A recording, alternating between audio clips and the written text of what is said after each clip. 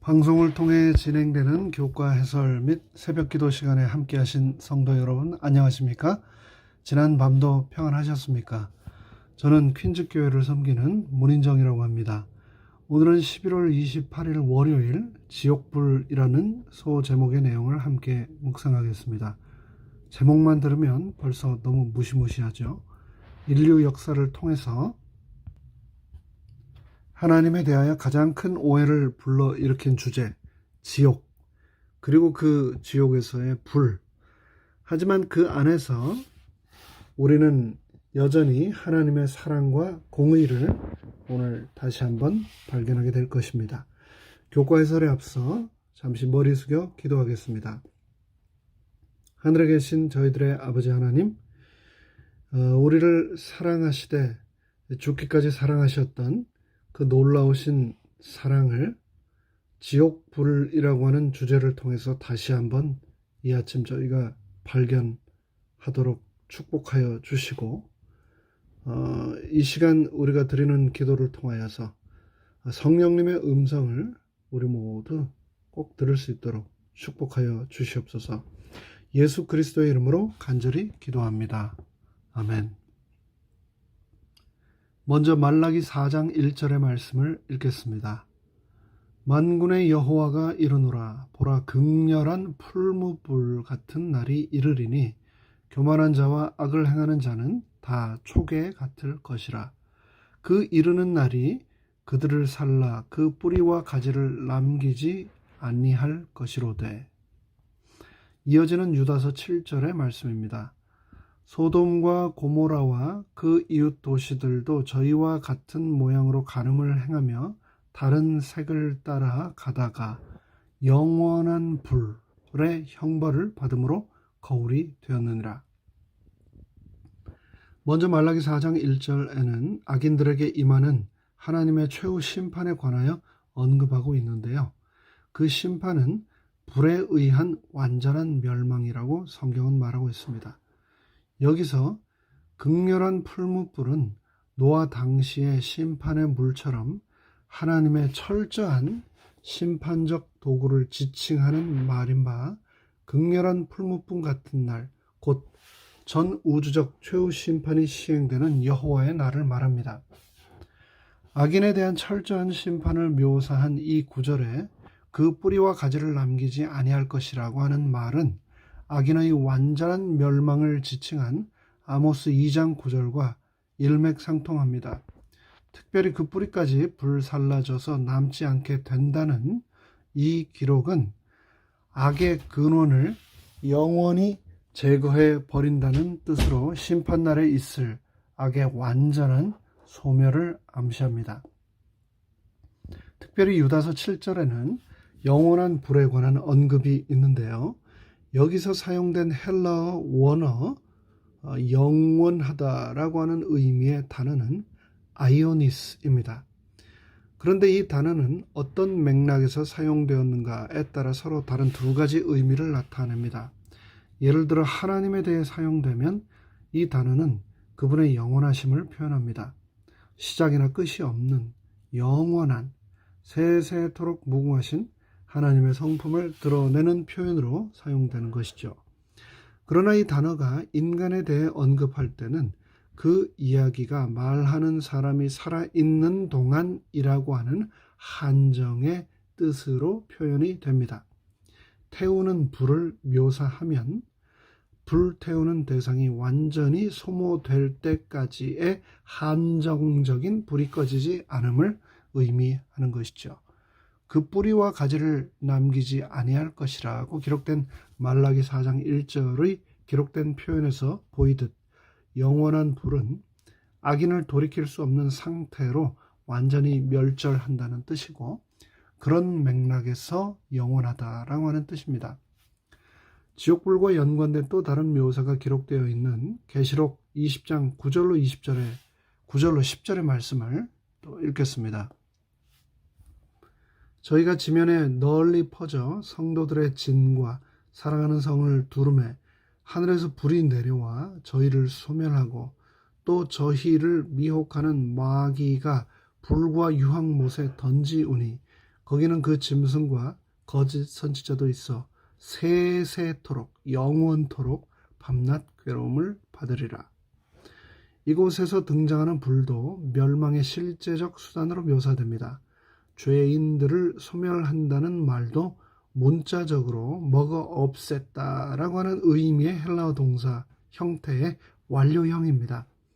그렇습니다. 악인들은 멸절됩니다. 그들은 둘째 사망을 당합니다. 10절에 등장하는 불못은 지구 표면이 화염의 바다로 변하는 것인데 이것이 악인들을 불사르고 지구를 정결케 합니다. 특별히 여기서 죄인들이 세세토록 밤낮 괴로움을 받는다라고 하는 말이 있는데 함께 주목해 보겠습니다. 세세토록에 해당되는 신약성서 헬라어 원어는 에이스인데요. 대격을 지배하는 전치사로서 들어감이나 방향, 한계를 나타냅니다. 따라서 이 전치사를 해석을 하자면 무엇 안으로, 무엇 속으로, 또 무엇을 향하여, 누구를 위하여, 언제까지, 뭐뭐 하는 동안이라고 하는 의미를 가지고 있습니다. 따라서 원어적 에이스의 의미는 끝이 없는 영원한 시간 동안을 의미하는 것이 아니라 하나님의 목적이 이루어질 때까지의 계속되는 영원을 의미한다는 것을 분명히 알 수 있습니다. 이에 대하여 각 시대의 대쟁투 672쪽은 다음과 같이 기록하고 있습니다. 불이 하늘에서 하나님께로 내려온다. 땅이 깨어진다. 땅의 깊은 곳에 감추었던 무기들이 터져 나온다. 땅에 개어진 모든 틈에서 맹렬한 화염이 터져 나온다. 모든 바위가 불이 된다. 풀무불처럼 불타는 날이 마침내 왔다. 체질이 뜨거운 불에 풀어지고 땅과 그 중에 있는 것들이 다 타버린다. 땅의 표면은 마치 용해된 하나의 덩어리, 곧 하나의 거대한 끓는 큰 불못처럼 된다. 이때는 경건치 않은 자들의 형벌과 멸망의 때이다. 이것은 여호와의 보수할 날이요 시온의 송사를 위하여 신원하실 해이다. 악인들은 땅에서 그들의 보응을 받는다. 만군의 여호와가 이르노라. 보라, 극렬한 풀무불 같은 날이 이르리니 그 이르는 날이 그들을 살을 것이라. 어떤 자들은 한순간에 멸망당하지만 어떤 자들은 여러 날 동안 고통을 받는다. 모든 사람은 그들의 행위대로 형벌을 받는다. 의인들의 죄는 사탄에게로 옮겨진다. 그는 자기 자신의 반역의 죄뿐만 아니라 하나님의 백성들로 하여금 범죄하게 했던 모든 죄 때문에 고통을 받는다. 사탄의 형벌은 그에게 속은 자들이 받은 형벌보다 훨씬 더 크다. 그의 기만으로 타락한 자들이 모두 멸망당한 후에도 그는 여전히 죽지 않고 계속하여 고통을 받는다. 정결케 하는 그 불로서 악인들은 뿌리와 가지, 곧 뿌리가 되는 사탄과 가지가 되는 그를 따르는 자들이 마침내 완전히 멸망당한다. 율법의 형벌이 완전히 집행되고 공의의 요구가 충족되면 하늘과 땅은 여호와의 의를 바라보고 찬송하게 된다. 각시대 대쟁투 672, 673쪽의 내용이었습니다. 참 대단하지 않습니까? 이 영감의 글은 인류 역사의 마지막 순간, 그리고 죄의 완전한 소멸의 순간을 너무나 생생하게 묘사하고 있습니다. 즉 영원히 지속되는 고통의 불지옥이 아닌 죄인들의 행위대로 내려지는 형벌로서의 불못의 심판, 그 이후 또 완전한 소멸을 분명하게 묘사하고 있습니다. 악인이 영원토록 벌을 받는다는 가르침은 하나님의 본성에 대해 매우 심각한 오해를 불러일으킵니다. 만일 유한한 악인들이 무한한 형벌을 받는다면 그 말은 악이 결코 근절되지 않을 것이라는 뜻이기도 합니다. 하나님께서 끝없는 고통을 겪을 악인들을 무엇하러 계속해서 생명을 주시겠습니까? 심판을, 고통을 위해서 그들을 심판의 부활로 불러일으켜 세우신다는 것, 그렇게 그들의 존재를 끝내지 않으신다는 것, 너무나 잔인하지 않습니까?